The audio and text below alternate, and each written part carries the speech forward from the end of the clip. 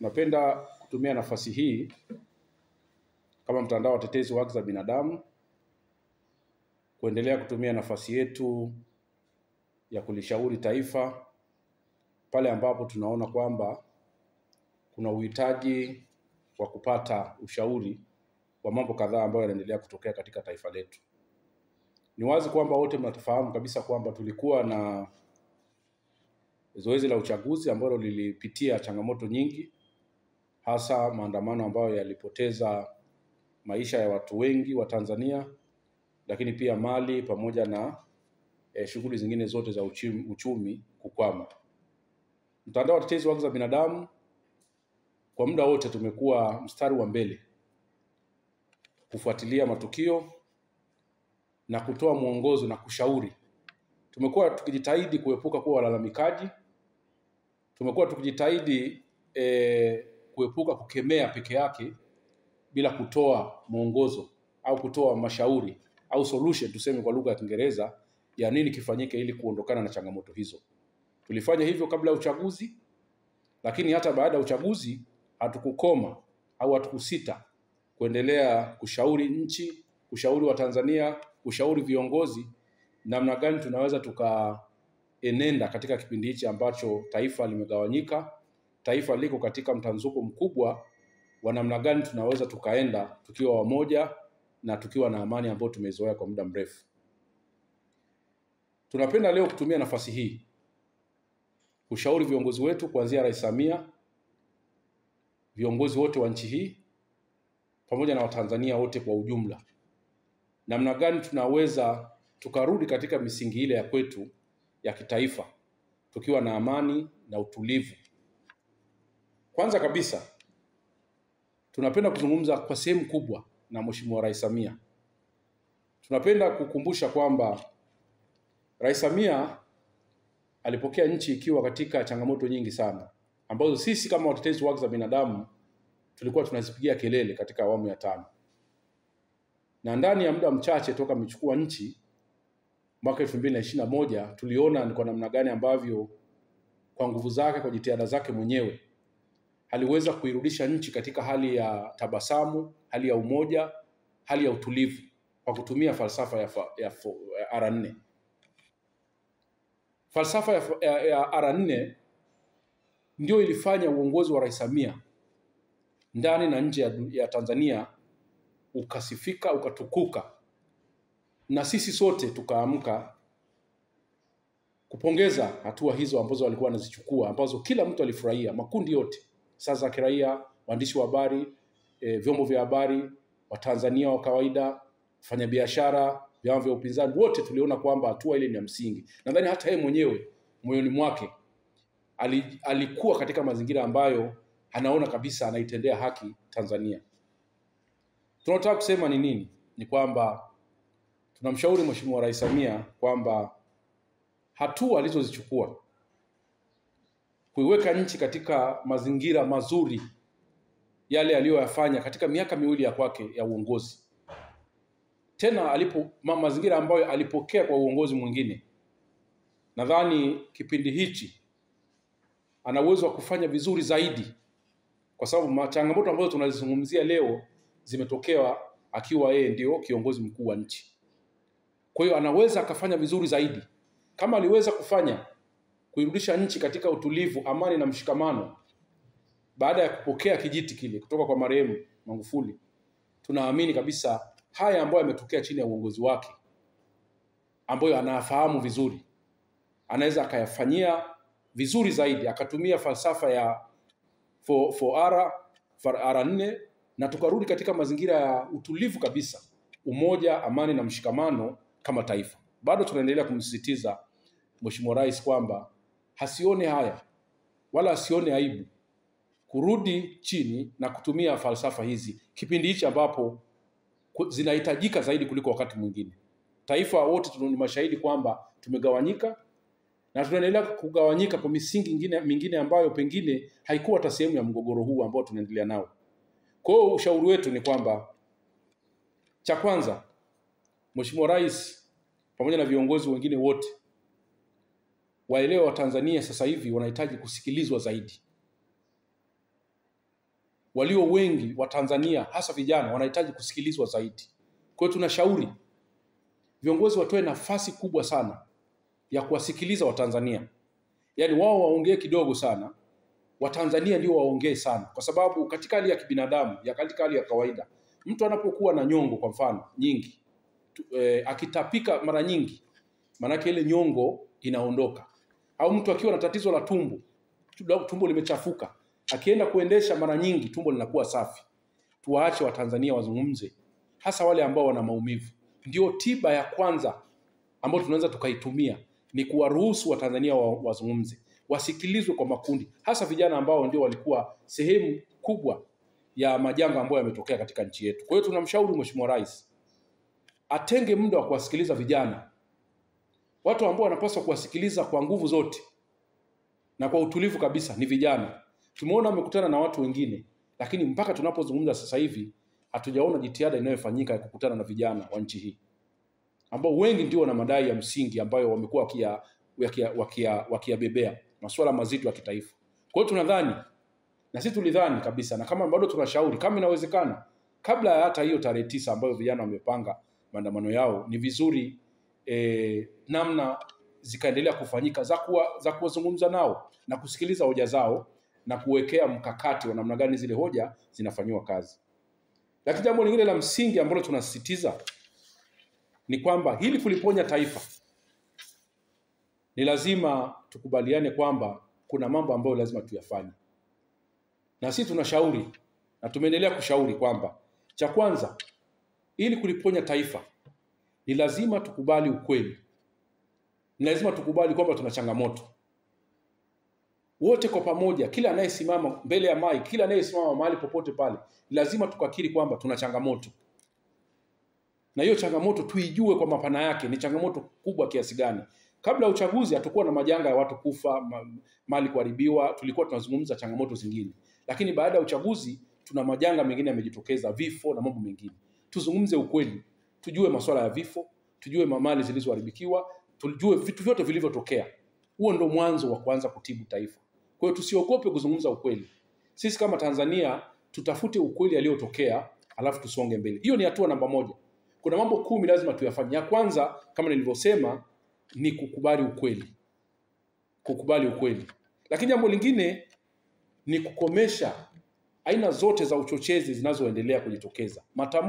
Matamshi ambayo yanaweza kutuweka katika mazingira hatarishi zaidi kama taifa. Tumeona kabisa kwamba wakati mwingine watu wanasimama, pengine wakati mwingine viongozi wanasimama mbali wa kisiasa, wa kidini. Kumekuwa na mvutano, uchochezi mkubwa wa mvutano wa kitaifa, kuendelea kuligawa taifa. Swala kama hili, kama taifa, ni lazima wote tulikemee, tukatae aina yoyote ile ya uchochezi. Tusikubali kwenda kuingia kwenye kuongeza chumvi kwenye tatizo ambalo tulilonalo. Matamshi ambayo yanataka kwenda kuligawa taifa zaidi kwa upande wa udini au wa aina yoyote ya ubaguzi, nadhani tusiipe nafasi kwa wakati huu, kwa sababu tayari tuna changamoto kubwa ambayo tunaikabili. Tusiongeze changamoto zingine nyingi. Kwa hiyo tukatae na tukemee, na tunashauri viongozi wakiona kuna mambo ambayo yanajitokeza ambayo yanakwenda kuligawa taifa zaidi, ni vizuri sote kwa pamoja tukakemea na kuhakikisha kwamba tunabakia kuwa wamoja kipindi hicho ambapo tunatafuta mwafaka wa kulitibu taifa. Lakini jambo lingine la msingi, ukiacha kuhakikisha kwamba tunakemea mazingira ambayo yanatugawa zaidi, uchunguzi huru. Uchunguzi huru ndio utatufikisha kwenye ule ukweli tulikuwa tunauzungumza. Bado tunasisitiza kwamba uchunguzi lazima uwe katika mazingira ambayo ni huru zaidi. Manake tuweke mazingira ambayo Watanzania wote walioumia, wenye malalamiko, waliopoteza ndugu zao, waliopoteza mali zao, watakuwa na uhuru mkubwa wa kutoa maoni na kutegemea maoni yao yatafanywa kazi. Hilo jambo la msingi. Lakini kama nilivyosisitiza hapo, jambo lingine la 3 ni majadiliano na usuluhishi. Yaani lazima tuwe na mazingira ya kuwa na majadiliano na usuluhishi kuelekea kwenye maridhiano. Hauwezi kufikia maridhiano kama hautoi nafasi ya majadiliano. Njia pekee ya kuweza kufikia kwenye maridhiano ni kuruhusu watu kujadiliana. Na juzi tumeona watu baadhi ya makongamano, watu wanazungumza. Tumeona watu wanazungumza, wanashauri nchi. Kwa hiyo lazima tuendeleze kwa uwazi kabisa. Tusizuie majadiliano, tusizuie makongamano ya kujadili mustakabali wa kitaifa. Nadhani tuyape kipaumbele zaidi. Ikiwezekana majadiliano haya yafanyike katika ngazi ya kitaifa, kimkoa, kurudi chini, na yawe ni majadiliano ambayo ni ya uhuru na wazi, yakiendeshwa katika misingi ambayo wananchi wataachwa wazungumze yale ambayo wanataka kuyazungumza. Kusiwe na maelekezo yoyote, wananchi wasiguswe wote, wasitishiwe, watu wawe huru. Na tumeona waziri ule wa vijana katika maeneo ambayo yalikuwa akipita, kwa jinsi gani anavyokutana na vijana na kuwapa vijana uhuru wa kuzungumza. Hayo majadiliano ndio tunahitaji, kwa sababu ndio tiba. Wananchi wakizungumza kero zao, shida zao, na zikachukuliwa zikaanza kuwekewa mkakati wa kutibu, nadhani kama taifa tutakuwa tunasonga mbele katika kufikia hatua ile ya kuliponya taifa. Maridhiano, tunapenda kukumbusha kwamba hili swala la maridhiano ni muhimu lifanyike mapema sana iwezekanavyo. Nimesikia kwamba tume ile ya uchunguzi imepewa miezi mitatu. Miezi mitatu hiyo unazungumza mwezi wa pili huko. Sasa nchi kama nchi sasa hivi bado tuko kwenye hali ambayo sintofahamu. Wafanyabiashara hawezi kufanya shughuli zao. Hali imekuwa kidogo sintofahamu. Tena kipindi hichi ambapo watu wanakwenda kwenye sherehe za mwaka, za kufunga mwaka, watu wanahitaji uhuru zaidi. Watu wanahitaji kufanya biashara zao kwa uhuru zaidi. Watu wanahitaji kusafiri kwa uhuru zaidi. Ni kipindi ambacho Watanzania wanahitaji kuwa na uhuru mkubwa zaidi. Lakini tusipofanya jitihada za kutuliza nchi, tutajikuta kwamba hata tunapokwenda kufanya shughuli hizi za mwisho wa mwaka, tutakuwa katika hali ambayo Watanzania kwa mara ya kwanza watashindwa kusherehekea shughuli zao hizi za mwaka katika hali ambayo ni ya utulivu zaidi. Kwa hiyo tunachopenda kusema ni kwamba hata kama tume ya uchunguzi inaendelea na shughuli zake, swala la maridhiano linaweza likaanzishwa mapema iwezekanavyo. Swala la maridhiano lianzishwe mapema iwezekanavyo, kwa sababu madhara ya kutokufanya maridhiano mapema wote mnaona. Sisi tulianza kusisitiza maridhiano toka mwezi wa 5 mwaka huu, lakini tulivyozidi kuchelewa kuwa na kwenda kwenye maridhiano, tunaona kila siku ya Mungu matukio yalikuwa yanaendelea kujiongezeka na kufanya swala la maridhiano liwe gumu zaidi. Tulikuwa tunazungumza maridhiano kabla Tundu Lissu hajakamatwa. Tulikuwa tunazungumza maridhiano kabla Chadema haijainguliwa kwenye uchaguzi. Tumezungumza maridhiano kabla ya uchaguzi. Tumezungumza maridhiano kabla yale maandamano ambayo yalileta shida kubwa katika nchi hii hayakutokea. Lakini tukazungumza maandamano kwamba tuwe na maridhiano kabla ya matukio hayo yote. Lakini sasa tunazungumza maridhiano, haya mambo yameshatokea. Lakini tusipokuwa makini ni kwamba mambo mengine yanaendelea kutokea. Tumeona sasa hivi jamii kuna mvutano wa kidini unataka kuibuka, kupata mizizi kwenye jamii. Sasa tunaweza tukajikuta tunapochelewesha maridhiano, mambo ya kuja kuingia kwenye maridhiano yatazidi kuwa mengi zaidi na kufanya swala la maridhiano kuwa mgumu zaidi. Tunapochelewa kufanya maridhiano kitaifa, tunatoa mianya ya mambo makubwa kuendelea kujitokeza, mivutano na migogoro kuendelea kuwa mikubwa, kiasi kwamba hata tunapokwenda kwenye maridhiano yetu yanaweza kawa magumu sana. Kwa hiyo tunamshauri Mheshimiwa Rais pamoja na viongozi wa nchi hii na Watanzania kwa ujumla wote, makundi yote, na viongozi wa dini, taasisi za kiraia, tuone kwamba kuna umuhimu wa kutafuta namna ya kuwa na maridhiano, mchakato wa maridhiano uanze mapema iwezekanavyo, kwa sababu tukianza maridhiano na wote tukarizia kwenda kwenye maridhiano, makundi yote ya kijamii, maana yake tutakuwa tunaanza kupunguza changamoto ambazo zinaendelea kujitokeza kwenye jamii. Tunapoacha swala la maridhiano kwa muda mrefu, lakini hata misingi ya maridhiano huwa inatakiwa ifanyike kwa haraka pale tatizo lilikuwa limetokea. Ukija kufanya maridhiano miezi 6-4 baadaye, yale yanakuwa tena sio maridhiano, itakuwa ni kitu kingine. Kwa hiyo bado tunashauri kama inawezekana mchakato wa maridhiano uangaliwe upya mapema iwezekanavyo. Nadhani tulipaswa siku kadhaa baada ya matukio yale majanga kutoka, tulipaswa sasa hivi kuwa mezani tunaanza kuzungumza swala la maridhiano ya kitaifa. Hilo ni jambo la msingi, na misingi ya maridhiano kama nilivyosema ni lazima truth and reconciliation processes, lazima tufuate ile misingi niliyokuwa nimetaja hapo: ukweli, uwazi, uwajibikaji na mambo kama, lazima tuyazingatie. Lazima tuanze kuwa wakweli, lazima tuanze kukubaliana kwamba kuna changamoto, ndio tutafikia huko. Na sisi ndio tunashauri kwamba kama taifa, nadhani kila mmoja anayeongea na chombo cha habari, nia yake na dhamira yake ya dhati imtume kwenda kuliponya taifa. Huu sio muda wa mashindano, huu sio muda wa kuvutana. Tusivutane kwa sababu tutaendelea kuliumiza taifa.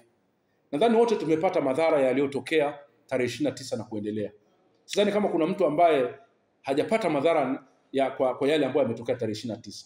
Kwa wote kama taifa tuchukue kama ile ilikuwa ni chachu ya kutupeleka kwenye kuliumba upya taifa letu. Tusiendelee kushupaza shingo, bali tukubali kwamba ni muda wa kurudi sisi kama Watanzania kukaa mezani na kujadili mambo yetu na kukubaliana kama taifa tunakwenda wapi. Tusitumie muda mwingi sana kupambana na watu wa nje. Tutumie muda wetu kutengeneza mambo yetu ya ndani. Hata wewe pale nyumbani kwako ukiwa una matatizo ndani ya nyumbani kwako, nadhani si vyema kuanza kupambana na majirani zaidi, badala yake tatua matatizo yako ya ndani. Ndio tunashauri kwamba tutatue matatizo yetu ya ndani, tukae kwa pamoja kama taifa ili tuweze kusonga mbele. Sasa haya mambo wakati yanafanyika, ni lazima tuwe na utashi wa kuanza michakato mikubwa ya haraka, naweza kusema ya wakati huu na ya muda mrefu. Tuna short term plans na long term plans. Sasa short term plans ndio hizo kwamba lazima tutibu kwanza majeraha yaliyojitokeza. Kuna watu hawajui miili yao iko wapi ya watu wao. Kuna watu wengine wako wamekamatwa, na tunashukuru kwamba kwa takwimu tulizonazo hadi sasa, takwimu ambazo walitoa waziri wa Katiba na Sheria kwamba ni watu 2045 walikamatwa kutokana na vurugu zile zilizotokea wakati wa maandamano. Na hadi sasa watu ambao wameachiliwa kwa takwimu ambazo tunazo sisi, kwa sababu tunasimamia hizi kesi kwa kushirikiana na wenzetu Tanganyika Law Society na Kituo cha Sheria na Haki za Binadamu, mpaka sasa walioachiliwa ni 1146 na ofisi ya mwendesha mashtaka wa serikali DPP kwa kuweka nolle prosequi kwamba hana nia kuendelea na kesi hizo. Ni watuhumiwa 1146 kati ya 2045 na kufanya waliobaki sasa ambao wako ndani mpaka sasa ni 899. Kwa hatua kama hizi ndio zinakwenda kuanza michakato kuonyesha nia ya kuliponya taifa. Na tunaomba hao wengine waliobaki 899 wote waendelee kutolewa. DPP tunashauri kwamba waondoe wote ili tuendelee kuweka mazingira ya kuponya taifa. Na tukishatoa hao ambao walikamatwa kutokana na maandamano, turudi tuangalie wale ambao walikamatwa pia kwenye mazingira ya kisiasa kama kina Tundu Lissu na wengine wote, ili sasa tuweze kurudi mezani kama taifa, tuanze kuzungumza masuala ya maridhiano. Kwa hiyo hatua kama hizi ndio tunapenda kushauri serikali tuendelee kuzichukua, na sio tu kuwaachia walioko ndani, lakini pia tusiendelee kuwakamata, kwa sababu kamata pia inaendelea. Tunawatoa wengine huku tunaendelea kuwakamata wengine. Tusiendelee kuwakamata wengine, badala yake kama tulivyoshauri, tutoe nafasi ya majadiliano, tutoe nafasi watu waseme. Watu wakizungumza inapunguza zile jaziba. Watu wakizungumza manake anahisi amesikilizwa, lakini watu wakizungumza viongozi tunapata hoja za kwenda kufanyia kazi na sababu ya kuanza kufanyia kazi yale mambo ambayo Watanzania wanalalamikia. Kwa hiyo tuepuke kulaumiana. Jambo lingine la msingi ambalo tunasisitiza na kushauri, tuepuke kulaumiana. Katika kuelekea kwenye maridhiano, tusitafute mchawi. Tusilaumiane. Yameshatokea, maji yameshamwagika. Tunachopaswa kufanya kama taifa, namna gani tunaweza tukaliponya taifa. Tusitumie muda mwingi sana. Na ndio maana hata sisi tunapozungumza tunapunguza sana kutoa lawama, badala yake tunatoa mwongozo. Tunatoa mwongozo nini kifanyike. Tusinyooshane sana vidole, nani kafanya nani. Haya yameshatokea. Tutafute mwafaka kwamba tunatokaje hapa tulipo. Hilo ndio jambo la msingi tunashauri sisi, kwamba tusitafute kwamba nani kafanya hivi kwa sasa. Tutafute njia ya kuja kwa pamoja, tujue kwamba tatizo ambalo limejitokeza kwa sasa tunakwenda kulitatua kama taifa. Hilo ni jambo la msingi, kwa sababu tukiendelea kutafuta nani huyu, nani kachochea, nani kafanya nini, tutajikuta kwamba tutaendelea kuvutana. Tunaweza kujikuta muda wote sisi kama taifa, badala ya kulijenga taifa, tutaendelea kuvutana. Na miaka 5 yote hii ya Mheshimiwa Rais Samia inaweza kawa ni ya mivutano. Sasa ndio maana tunashauri kwamba tutoke kwenye mivutano, kulaumiana, tutafute chanzo cha tatizo halisi, tulifanyie kazi kama taifa. Hakuna hasara yoyote. Tunashauri hakuna hasara yoyote kama taifa kukaa chini na kufanyia kazi zile hoja zote za msingi ambazo Watanzania na vijana wanalalamikia katika taifa letu. Vijana wanalalamikia mambo ya msingi kabisa mambo ya katiba mpya, mambo ya kupambana na masuala ya utekaji, ukiukwaji wa haki za binadamu, uchaguzi huru. Haya ni mambo ambayo sidhani kama taifa tutapungukiwa jambo lolote. Badala yake tutakuwa tumejenga taifa imara zaidi kama tutakuwa tumekaa tukaamua kufanyia kazi hizi changamoto, na itakuwa sifa kwa kiongozi. Sidhani kama kwa kiongozi kusimama na kutoa mwongozo wa kufanyia kazi hoja hizi za msingi itakuwa tumempunguzia yeye umaarufu au tumempunguzia yeye nguvu yake. Hapana, badala yake atakuwa ameongeza nguvu zaidi. Kama nilivyotoa mfano kwamba miaka miwili ya mwanzo rais alikuwa na nguvu kubwa sana ndani na nje ya nchi kwa sababu ya kufanya mambo kama haya, kurudisha nchi katika misingi, kulinda haki za binadamu, na ndio mambo ambayo tunaendelea kushauri kwamba Mheshimiwa Rais aone kwamba nafasi hiyo ipo kama alivyoitumia huko nyuma. Nafasi hiyo ipo na ina faida nyingi kuliko hasara. Faida ni nyingi sana kurudi chini na kuamua kufanyia kazi hizi hoja kwa wakati mwafaka na kwa haraka kuliko kuendelea kuchelewa. Kwa hiyo tunashauri kabisa kwamba tuepuke hilo. Lakini jambo lingine la msingi katika mambo ambayo tunasisitiza, jambo la 8 ni ushirikishwaji wa umma. Jambo lolote tutakalolifanya katika taifa letu kwa sasa tusifanye bila kushirikisha umma na makundi yote ya jamii, ili kuepuka kumwacha mtu nyuma. Hata kama kuna mtu kule atakuwa haelewi au anagoma, tutumie nafasi kubwa na nguvu kubwa kumshawishi.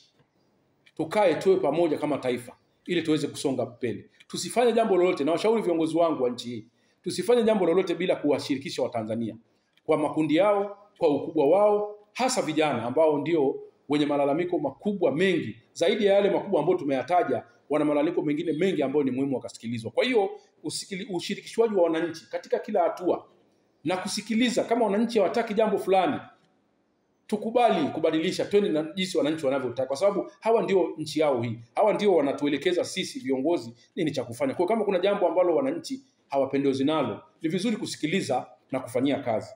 Lakini suluhisho la muda mrefu sasa, baada ya kufanya yale yote, kuponya nchi, kutengeneza maridhiano, lazima sasa turudi kwenye suluhisho la muda mrefu ambalo ndio msingi wa matatizo yote tulionayo.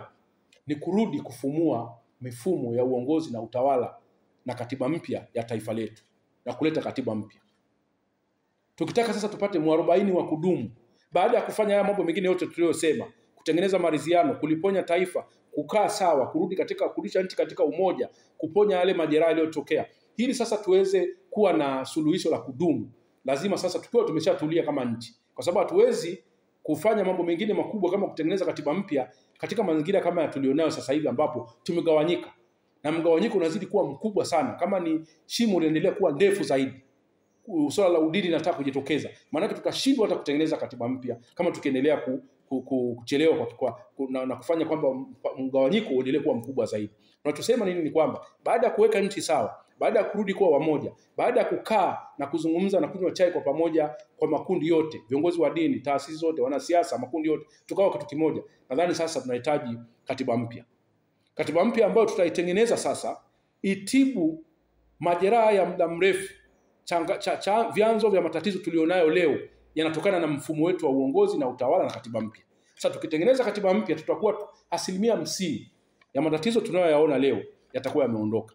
Kwa hiyo ni suluhisho ya kudumu ambayo itakuwa ije baadaye kabisa. Sasa baada ya kukaa kwa pamoja kama taifa, baada ya kuwa tumeshajirudisha katika misingi ile ya kuwa wamoja, tumeshapunguza machungu ya watu, wale waliofiwa tayari wameshapata namna ile, kwa sababu kwenye maridhiano ni pamoja na kuhakikisha kwamba wale wenye machungu wanatafutiwa namna ya kupunguza machungu yao na kusamehe na kupata namna fulani ya unafuu, na wale waliofanya makosa katika masuala ya maridhiano kuna nafasi pia kuwajibika. Hapo Rwanda watu waliofanya makosa waliwajibishwa. South Africa wao waliamua kuchukua njia ya kusameheana waliofanya makosa. Kwa hiyo sisi kama taifa tunaweza tukakubaliana tuchukue hatua gani? Tuchukue njia ya kusameheana, tuchukue njia ya kuwajibishana. Yote hayo yatatakiwa aje ajadiliane kwenye maridhiano, kwa sababu maridhiano ndio yataweka, baada ya kuweka ukweli kwamba hawa ndio waliouawa, hawa ndio walioua watu. Sasa kama taifa kwenye maridhiano tunakubaliana, tufanyaje? Tusameheane au tuwajibishane? Hiyo itategemea tutakavyokuwa tumetengeneza mfumo wetu wa maridhiano kama taifa. Na ndio maana tulisema kama tunashindwa kutengeneza mfumo wa maridhiano wenyewe huku hatuaminiani, sio mbaya kuchukua watu ambao wa nje ambao tunadhani wanaweza kuja kukaa wakawa ni sehemu ya kutengeneza maridhiano baina yetu. Watu ambao watakuwa ni neutral, watasimama katikati, alafu makundi yote ya kijamii yakawa sasa yanapatanishwa kujenga upatanisho wa kitaifa, maridhiano ya kitaifa. Ndani baada ya hapo tunaelekea kwenye michakato mikubwa kama ile sasa katiba mpya na maboresho ya sheria, mifumo ya uchaguzi na utawala kwa ujumla. Hivyo ndivyo tunapaswa kwenda kama taifa. Na jambo lingine ambalo tunapenda kulishauri kama taifa ambalo linatusikitisha hadi sasa. Nchi hii ina wazee wengi. Ina wazee wastaafu waliotumikia taifa hili. Ina wazee ambao wamekuwa viongozi wakubwa, lakini kinatusikitisha kwamba Tanzania miaka ya nyuma ndio ilikuwa inaongoza kwenda kutafuta maridhiano kwa nchi zingine zinazotuzunguka. Kuanzia masuala ya ubaguzi wa rangi Afrika Kusini, Tanzania ndio ilikuwa center maridhiano hapo. Lakini migogoro yote iliyotokea ukanda wa Ziwa, Rwanda, Burundi, wapi, Tanzania ndio ilikuwa sehemu ya maridhiano. Hata wenzetu Kenya hapo walipoingia kwenye mgogoro, tuliona viongozi wetu wastaafu walikwenda kule kutafuta kushiriki masuala ya maridhiano. Lakini leo hii inasikitisha kuona kwamba wazee wetu wa ndani hatuwaoni, sio tu kwamba wakikemea, lakini hata wakishauri mambo mazito kuhusu mwelekeo wa kitaifa. Jambo ambalo tunafahamu uzee ni dawa. Kwa mtu ambaye ametumikia taifa hili kwa muda mrefu, anaweza kawa na maarifa makubwa kuliko hata mimi ninayezungumza hapa. Kwa hiyo na akasikilizwa zaidi kuliko hata mimi ninayezungumza hapa. Kwa hiyo napenda kuwashauri viongozi wa nchi hii, hasa wale ambao walikuwa na nafasi mbalimbali na uelewa mkubwa wa nchi hii, wasisite na wao kusimama kushauri taifa. Kushauri ni jambo jema sana. Unaweza kuwa unashindwa kukemea, unaweza kushindwa kuchukia mambo yanayotokea, lakini inakuwa mbaya zaidi kama utashindwa hata kushauri. Kwa sababu ushauri, sidhani kama muungwana yote ule atakataa ushauri wote kama tunaotoa hapa sasa hivi. Kwa sababu ushauri unaweza ufanyie kazi au ukatae. Lakini wazee wetu ambao wana uzoefu, wengine wana uzoefu na masuala ya maridhiano, wengine wameshiriki kwenye masuala ya maridhiano nchi zingine, kwa nini hatuwaoni kipindi hichi wakitaka kulisaidia taifa lirudi katika misingi ya utulivu, amani, haki na mshikamano? Hilo ni jambo ambalo tunalipenda kulikumbushia pia kwamba tunapotengeneza maridhiano ya taifa, nafasi ya wazee ni muhimu sana. Nafasi ya makundi yote ni muhimu sana. Viongozi wa dini, ni wasii sana viongozi wa dini, msikubali kuingia kwenye mgongamano, kwenye mgogoro wa kuligawa taifa kidini. Msikubali kabisa kushawishika kuingia kwenye migogoro ya kutaka kuligawa taifa kidini. Taifa letu hili limejengwa katika misingi ya umoja. Hatuna ukabila, hatuna udini, hatuna ukanda. Lazima tufike mahala tuone kwamba hilo swala haliguswi. Msingi huo mkubwa wa kitaifa hauguswi na mtu yote ule. Yote ule anataka kutuingiza katika udini, lazima tumkatae. Tubaki kwenye misingi ya hoja. Tusitaki kuingiza hoja zingine ambazo hazihusiani kabisa na msingi wa malalamiko ambao tunalalamikia kama taifa kwa sasa. Kwa hiyo nawashauri sana viongozi wa dini, mna nafasi kubwa sana ya kuliponya taifa hili. Kwa hiyo simameni katika njia ambayo ni sahihi. Simameni katika kukemea, simameni katika kushauri taifa, simameni katika kuliponya taifa. Tafuteni njia ambazo tunaweza tukarudi tukawa kitu kimoja kama taifa. Mna nafasi kubwa sana ya kulisukuma gurudumu hili la maridhiano na kurudisha nchi katika sehemu ambayo ni sahihi. Na tusichukue upande wowote. Tusichukue upande wowote. Viongozi wa dini wanapaswa msimamie haki, msimamie katikati kulijenga taifa. Kama tunavyofanya na sisi asasi za kiraia, tunatakiwa kusimamia haki, namna ya kuliponya taifa. Hatuchukui upande wowote kwa sababu tunaamini kabisa kwamba tukiongoza nchi, tukishauri nchi kwenda katika njia ambayo ni sahihi, wote tutakuwa salama. Na nchi ikiingia katika matatizo zaidi, wote hata sisi hatutakuwa salama. Kwa hiyo ni jambo ambalo tunapenda kusisitiza zaidi, na sisi kama watetezi wa haki za binadamu tunapokwenda kufunga mwaka, kwa sababu kauli yangu hii pia ni ya kufungia mwaka, kwamba tunashauri taifa letu lione umuhimu sana, bado tunasisitiza wa kurudi kwenye maridhiano haraka sana ili tuweze kulinusuru taifa. Sasa hivi watu wanaishi katika hofu. Wafanyabiashara hawauzi. Watu wanashindwa kujua kwamba nitasafiri vipi. Wanaofanya biashara za usafiri nao wanakuwa katika hofu. Kwa kila mtu anakuwa kwenye hofu. Sasa anayeweza kututoa kwenye hii hofu, lazima makundi yote niliyowataja, kuanzia viongozi wetu Rais Samia na wengine wote, makundi yote, tuwe na hiyo nia ya kuliponya taifa. Na kauli siku zote zinaumba. Tunaendelea kushauri kwamba kauli zetu sasa hivi tunazozitoa, tuzitoe kauli ambazo zinakwenda kurudisha amani, zinakwenda kuponya mioyo ya Watanzania, sio kutonesha vidonda. Tutoe kauli ambazo zinatuleta tuwe kitu kimoja kama taifa. Tukifanya hivyo, nadhani tutakuwa tunalitendea haki taifa letu, lakini pia tutakuwa tunalinda taswira ya nchi yetu ndani na nje ya nchi. Nadhani huu ndio ushauri ambao sisi kama mtandao wa watetezi wa haki za binadamu tunapenda kulitoa kwa taifa, na niwaombe Watanzania wote kwa makundi yote, kuanzia wananchi wa kawaida, vijana, viongozi wa dini, wanasiasa, wanazuoni, waandishi wa habari, makundi yote, viongozi wa juu, wa chini, kwamba kila mmoja awe na hiyo nia